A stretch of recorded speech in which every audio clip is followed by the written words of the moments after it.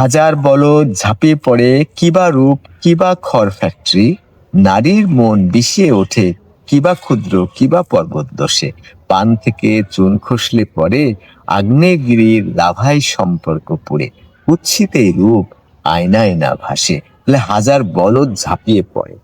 যেসব ছেলেরা মেয়েদের পিছনে ছোটে তাদেরকে মেয়েরা পাত্তা দেয় না, তাদেরকে মেয়েরা বিছানায় আশ্রয় দেয় না, বিছানায় যৌন সম্পর্ক করে না। এই ব্যক্তি এই ছেলেদেরকে আমি বলদ বলছি কেন?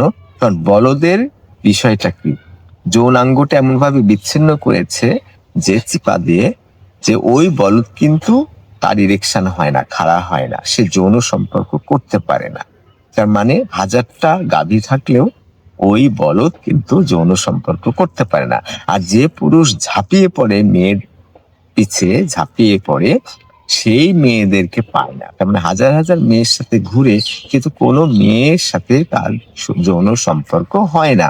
তাই বলছি হাজার বলদ ঝাঁপিয়ে পড়ে কিবা রূপ কিবা খড় ফ্যাক্টরি। মেয়েটা সুন্দরী হলেও তার পিছনে ছুটে, অসুন্দরী হলেও ছুটে। তার মানে রূপ কি বা রূপ আর কি বা খড় ফ্যাক্টরি, মানে বিশ্রী কালো কদাকার। তার মানে সুন্দরী হলেও ঝাঁপিয়ে পড়ে, কদাকার হলেও ঝাঁপিয়ে পড়ে। তারপরে যেমন দেখেন, আপনি যখন দেখবেন ঢাকায় মোবাইলে কথা বলতে বলতে যাচ্ছে হলো গার্মেন্টস এর খুব সাধারণ শ্রম, তার মানে অনেক অসাধারণ পুরুষও কিন্তু তার সাথে সম্পর্ক করার জন্য তার সাথে ফোনে কথা বলে, ফ্লেক্সি দেয়, এই করে সেই করে। পান থেকে চুন খসলে পরে আগ্নেয়গিরির লাভায় সম্পর্ক পড়ে।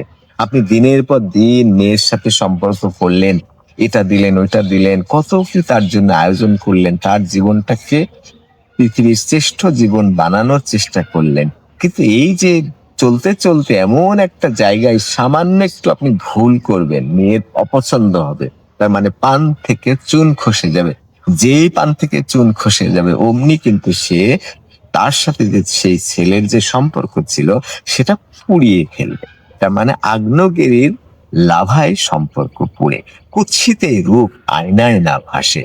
কিন্তু ওই নারী যে এই পুরুষটাকে নাকানি চুবানি খাওয়ালো, তাকে অনেক অনেক কিছু তার কাছে নিয়ে, ভালোবাসা এটা সেটা যত কিছু আছে সবকিছু নেওয়ার পরে যখন সামান্য একটু ভুল করলো, সামান্য একটা জিনিসের সমস্যা হলো, তখন সে নারী সবকিছু ভুলে গেল। সেই ছেলেটা যে তার জন্য এত কিছু করেছে সে সব ভুলে গেল। এই মেয়েটা যখন আয়না দেখে তার চেহারাতে ওইটা ফুটে ওঠে না। ও ভাবে যে আমি তো সুন্দরী, একটা ছেলে গেছে আর একটা আসবে, এ আসবে সে আসবে। সে আয়নাতে দেখতে পাচ্ছে না যে আমি কত কুৎসিত, আয়নায় আমাকে কত সুন্দর দেখাচ্ছে